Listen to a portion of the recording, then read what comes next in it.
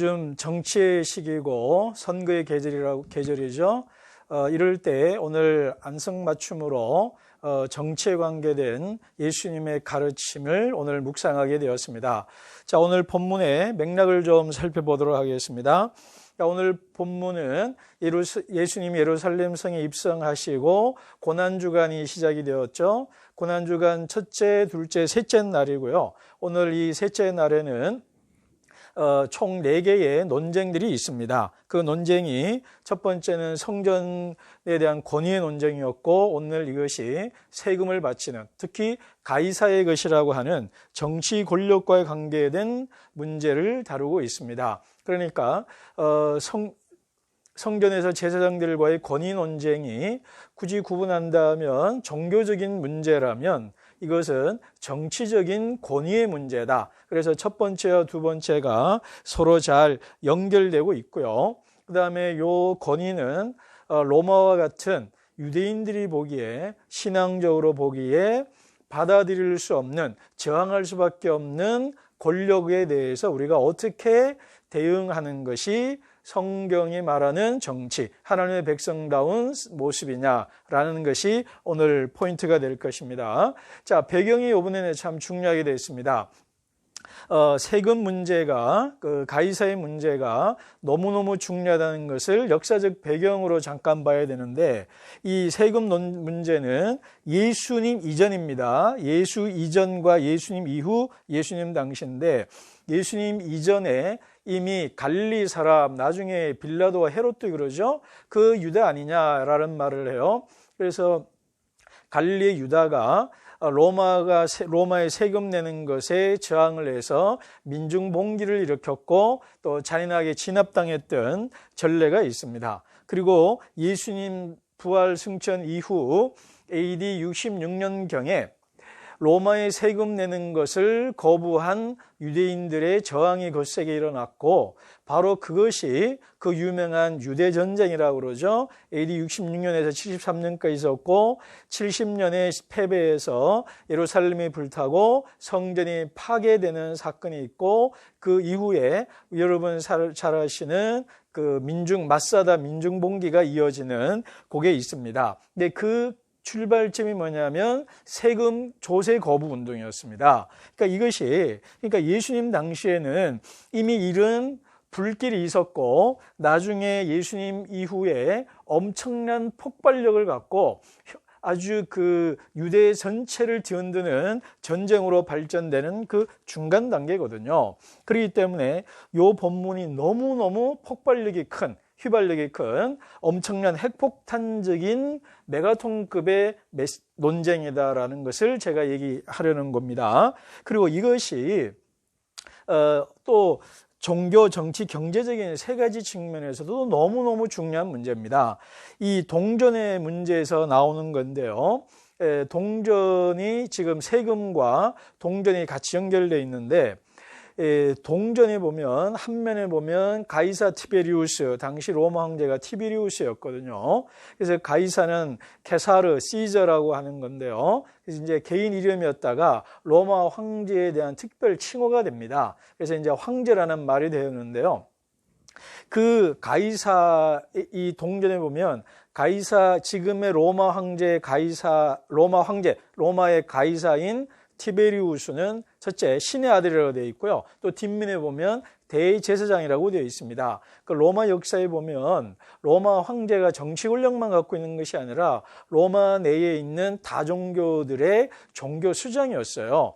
굳이 비교한다면 영국 성공의 수장인 로마 지금 엘리자베스 여왕처럼 정치적인 대표자이자 종교적인 대표자였던 겁니다. 그래서 한 면에는 신의 아들이란 말이 있고, 또 다른 동전에는 대제사장이라는 말이 있어요. 그러니까 종교적으로, 이게 종교적 신앙적으로 십계명의 관점에서 본다면 받아들일 수 없는 겁니다. 그런 것을 사용하고 낸다는 것은 하나님의 유일신앙에 대한 도전이고 불충이죠.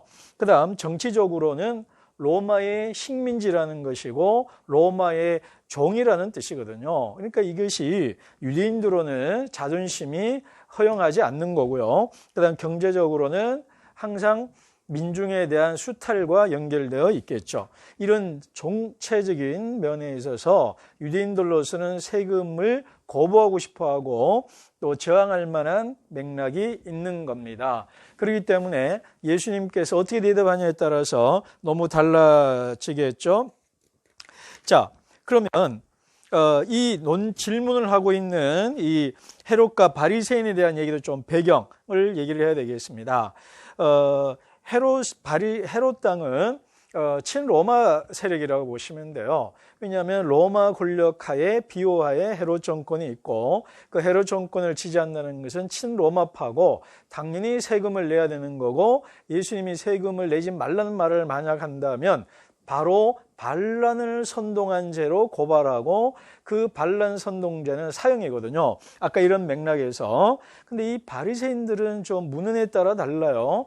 그래서 되게 강경한 바리새파도 있었고요. 온건 바리새파도 있다고 그럽니다. 그래서 온건 바리새파는 현재 질서를 인정하면서도 뭔가 좀 반대하는 그런 좀 애매한 위치가 있습니다. 그래서 좀 이해를 위해서 거칠게 말한다면 헤롯이 로마에 세금 내자는 입장이라면 바리새파는 세금 거부에 가까운 입장이다. 이렇게 돼 있고 이런 양파가 와서 예수에게 질문함으로써 어느 쪽으로 대답하든 간에 예수를 함정에 빠뜨려서 체포하거나 또 민중들의 지지를 철회시키도록 하는 이런 아주 교묘한 아주 술책으로 질문을 갖고 도전하는 겁니다. 그래서 세금을 내라고 말하면 민중들이 예수를 지지하는 것을 철회하겠죠. 이런 면이 있고 그래서 이들이 가식적이다, 위선적이다 말을 하는 겁니다. 왜 가식적이 위선적이냐면 이미 자기들 패가 다 있고요. 그 다음에 이미 현재 로마의 식민지 지배하에서 안정적인 기득권을 누리고 사는 사람들이거든요. 바리새파든 헤롯 땅이든 그런 것들이 이런 질문을 갖고 온다는 것은 자기 모순이죠. 그래서 위선이라는 겁니다. 가식 떤다라는 겁니다. 자, 그래서 이런 맥락에서 좀 보시고요. 이 질문이 중요한 질문이죠. 가이사에게 바쳐야 되냐 말아야 되냐인데 근데 그 전에 말이 저는 더 중요하게 봤습니다. 뭐냐면 자, 요거는 이들의 아부 말이고요. 요거는 가이사의 것에게인데 당신은 정직하고 솔직하고 그리고 사람을 외모로 보지 않고 얼굴로 보지 않는 분이다 라고 말하면서 질문을 하죠. 이거는 복선이죠. 예수를 함정에 빠뜨리는 거죠. 너 솔직하게 얘기해라. 너 솔직한 사람 아니냐. 그러니까 솔직하게 말해라 라는 아주 압력성 또는 아부성, 아첨성 발언으로 볼 수도 있어요. 근데 이런 논쟁은요, 그냥 던지는 아부성 발언이 아닙니다. 그 말에는 모종의 정치적 힌트가 있는 거예요. 그 힌트가 뭐냐면 바로 그 말에 있습니다. 무슨 말이냐? 사람을 외모로 얼굴로 보지 아니한다. 이 말 여러분 좀 기억나십니까? 구약 성경에 어디에 있습니까? 사람을 얼굴과 외모로 보지 아니하고 사람을 판단한다. 기억하실 겁니다. 정확한 구절은 사무엘상 16장 7절입니다. 그죠? 그러면 자 여러분 이 구절만 인용하지 말고요. 항상 맥락을 갖고 온다고 그랬잖아요. 근데 그 맥락이 어떤 맥락입니까? 사울이 2번이나 불순종하죠. 거역하죠. 그러자 하나님이 결국 사울을 버리기로 하죠. 그러니까 사무엘이 아니라고 하니까 하나님께서 나는 이미 사울을 버렸다. 그리고 새로운 왕을 뽑겠다. 라고 하는 맥락에서 나는 사람을 외모로 보지 않고 중심을 본다. 라는 말이 나와 있거든요. 그래서 새로운 왕을 뽑을 때 그래서 이새의 집에 가서 아들들 엘리압부터 쭉 보면서 외모 보지 말고 중심 봐라. 라는 얘기를 해요. 그러니까 새로운 왕을 뽑는 맥락입니다. 그러니까 사울 왕을 폐위시키고 당장은 아니지만 폐위시키고 새로운 왕을 선출하는 맥락에서 나온 말이다라는 겁니다. 자, 여기에서 제가 말했죠. 이미 힌트가 있다고 그랬죠. 이 짧은 말 한마디 속에 많은 말들이 담겨져 있는 거예요. 그러니 지금 이 헤롯파나 이 사람들이 하는 말은 뭐냐면, 너가 앞에서 우리 예루살렘 입성하면서 다윗의 나라 얘기했죠. 그리고 메시아로서 나귀 새끼 타고 들어왔단 말이에요. 그러면 그러니까 이런 말이죠. 너가 정말 나귀 타고 메시아 스가랴 9장 9절에 말한 그 왕으로 왔느냐? 그렇다면, 그리고 너가 사람들로부터 다윗의 나라, 다윗의 자손이라는 칭호를 들었고 네가 받아들였다. 그렇다면 너는 사울 왕을 폐위하고 새로운 왕이 되겠다라는 것이다, 이 말이에요. 새로운 왕이 되겠다라면 궁극적으로 기존 정권 사울을 폐위시켜야 되고, 그 말은 로마 정권과 로마 정부에 기생하고 있는 어영 정권인 헤롯 정권을 붕괴시켜야 된다. 그래야 다윗 왕과 같은 왕이 될 수가 있다. 그러자면 로마에 저항해야 되지 않느냐라는 겁니다. 그러니 그 출발점은 이렇게 들끓고 있는 민중의 피로, 가장 민중이 피부대로 와닿는 것은 경제적 수탈이잖아요. 약탈이잖아요. 그러니까 그런 것들을 채워줌으로써 네가 참다운 다윗 같은 왕이 되라. 지금 그 요구를 하는 거예요. 이게 이래서 무서운 함정인 겁니다. 자, 그래서 예수님께서 너희가 나를 시험한다 그러잖아요. 시험한다 그러죠. 시험이란 말이 그냥 시험하는 게 아닙니다. 어쩌면 양쪽 함정에 빠뜨려서 예수를 반란 선동죄로 고발하려는 의미의 시험도 있고요. 두 번째는 광야 유혹과도 연결되어 있는 말입니다. 예수님의 광야 유혹에서 핵심할 세 번째, 마태복음에는 세 번째죠. 4장에 그래서 내게 절하면 세상의 만국 권력을 너에게 주겠다라고 했던 그 유혹을 이 사람들이 하는 거예요. 그래서 그 유혹에 대한 대답을 보고 예수를 죽이거나 체포하려는 그런 교묘한 술책을, 꼼수를 부리고 있는 겁니다. 자, 그러면 이 대답으로 넘어가기 전에 가이사의 것은 가이사에게, 하나님의 것은 하나님에게, 이 말에는 다윗과 모정에 연결이 되어 있다고 봐야 합니다. 자, 어떻게 연결되어 있을까요? 그것이 또한 이 예수님의 대답을 이해하는 중요한 포인트가 될 겁니다. 먼저 예수님의 대답을, 그래서 제가 여기 땡땡이 놨죠. 다윗이 되라 이겁니다. 그러면 예수님은 참된 다윗이어야 되겠죠. 참된 다윗 왕. 자, 그러면 오해를 먼저 보겠습니다. 이게 가이사의 것과 하나님의 것을 이원론적으로 구분했을 리는 없습니다. 예수님 대답이.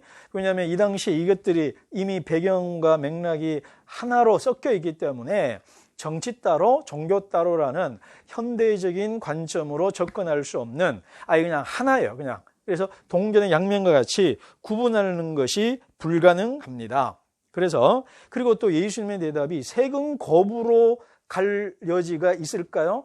그렇게 해석하는 분도 있습니다만은 세금 거부를 말했다면 바로 체포 선동으로 체포되었을 거예요. 그렇다고 해서 무작정 세금 내라고 말했을 리는 없는, 그렇지만 세금을 결국은 허용하는 면이 있습니다. 자, 그러면 이게 오해를 했고요. 먼저 가이사의 것과 하나님의 것에 대한 얘기를 하겠습니다. 자, 가이사의 것은 가이사에게, 하나님의 것은 하나님에게 라고 했습니다.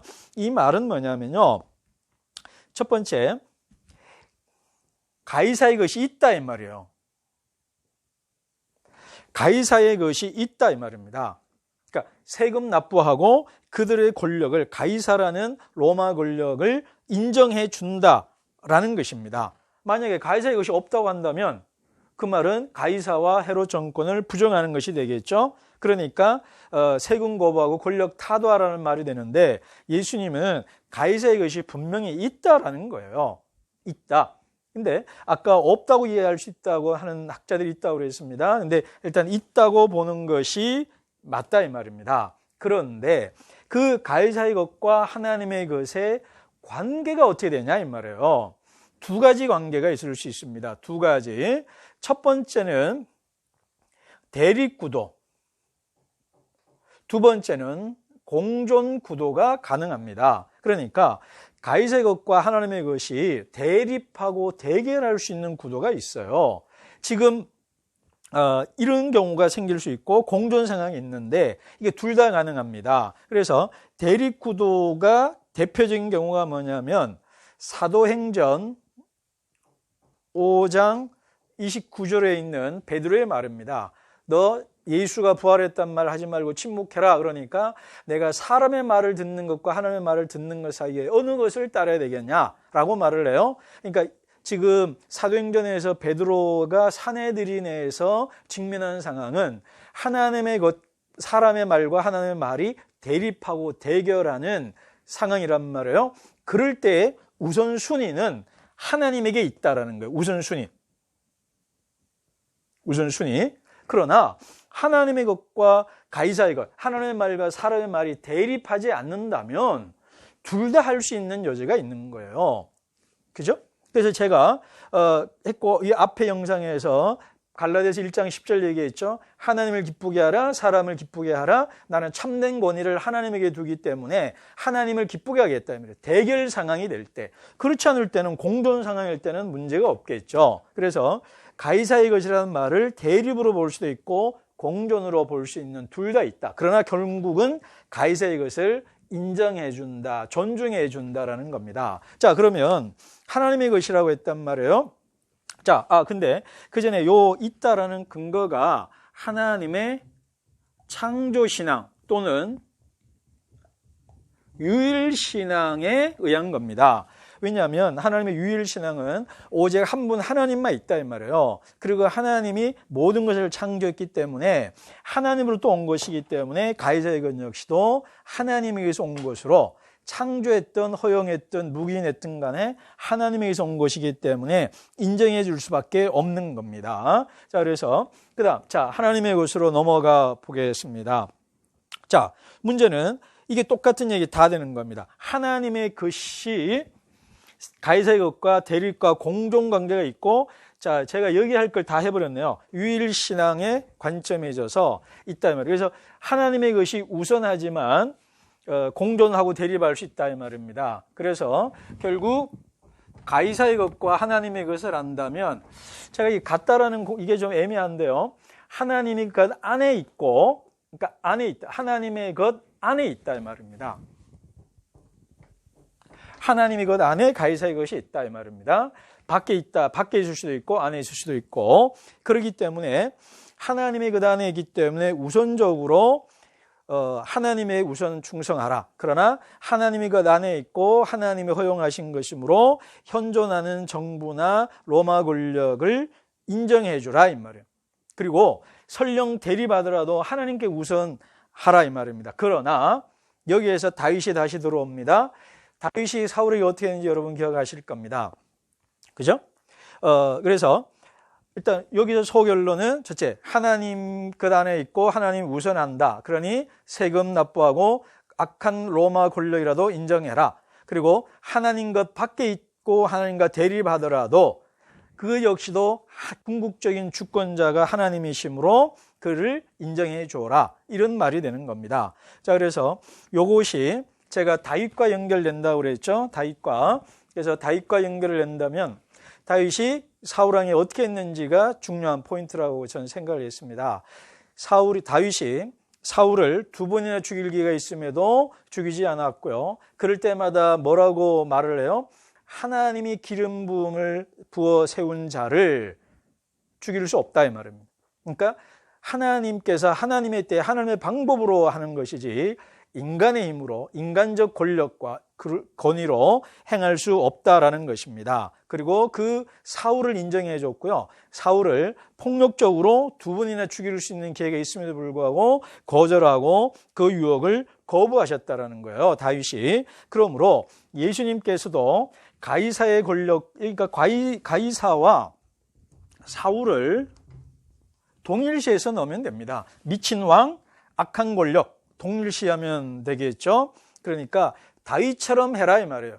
네가 다윗처럼 하나님의 왕이 되기 또 하느냐? 엎어라. 아니, 참된 다윗은 사울을 인정하고 때가 되어서 하나님이 높이셔서 왕으로 등극되었다. 그리하여 참된 왕의 모델이 되었다. 나 역시도 그리하겠다. 다윗이 옷자락 된 것만으로도 나중에 후회하고 가슴 아파하죠. 그게 가식과 위선적인 느낌을 좀 주는 걸로 보일 수도 있지만 진심이었다라는 거죠. 그렇기 때문에 사람들이 경탄했던 것입니다. 자, 여러분 오늘 어떻습니까? 정치와 선거의 시기라고 그랬죠. 그리고 오늘날 한국교회가 정치와 이런 영역에 대해서 예전과 달리 상당히 많은 발언들을 하고 있습니다. 그런데 오늘날 한국교회는 경탄의 말을 듣는 것이 아니라 비아냥과 비난의 소리를 듣는 그런 정치적 행위를 하고 있습니다. 왜 그럴까요? 기존의 악한 권력과 나쁜 정부라도 인정해 줘야 되는데 인정하지 않고 선한 정부 공존할 수 있는데도 공존을 거부하는 이런 맥락이라는 거예요. 그렇기 때문에 오늘날 한국교회가 정치의 관계에 대해서 좀 부정적인 말을 듣고 있지 아니한가라는 것입니다. 그러므로 결론은 그 기존 현 정부와 그 정부가 어떤 정부라도 그 정부를 인정해 줄 것, 그리고 그 정부가 하나님의 권력에 우선하지 않고 대립한다라면 바울처럼 베드로처럼 하나님에게 우선순위를 두고 저항을 할 것, 저항하는 방법은 다윗처럼 비폭력적 저항을 할 것. 그렇기 때문에 유대 전쟁과 관련해서 예수님은 세금 문제로 폭력적 전쟁이 일어나서 유대가 멸망했고 성전이 파괴되었거든요. 그렇게 하지 말라는 거예요. 그렇게 함으로써 민중이 다 죽었고 성전이 파괴되지 않았느냐. 그렇게 하지 말라라는 글을 합니다. 그러니까 이거는 예수님 당시에 봐도 그렇고 예수님 후에, 예수님 이후의 관점에서 봐도 이미 성전이 파괴되고 예루살렘이 멸망하고 난 이후의 시점에 봐서도 예수님의 말씀이 현실적이고 성경적인 것입니다. 오늘 한국교회가 폭력의 선동, 강도의 소굴처럼 이런 잘못된 길을, 루틴을 가지 않는가 하는 염려가 있습니다. 다시 한번 우리의 주인이 하나님이시라는 것, 그리고 다윗처럼 잘못된 사람이라도 인정해주고 그를 받아주는 것, 그리고 폭력과 칼로서 싸우는 것이 아니라 평화와 사랑과 용서로 싸워나가야 한다는 것, 이것이 오늘 정치의 시기에 예수님과 다윗이 우리에게 주는 결론입니다. 이런 선택을 하는 우리 한국교회가 되어서 정말 사람들로부터 경탄을 자아내는 그런 교회가 되었으면 하는 정말 간절한 바람을 품게 됩니다.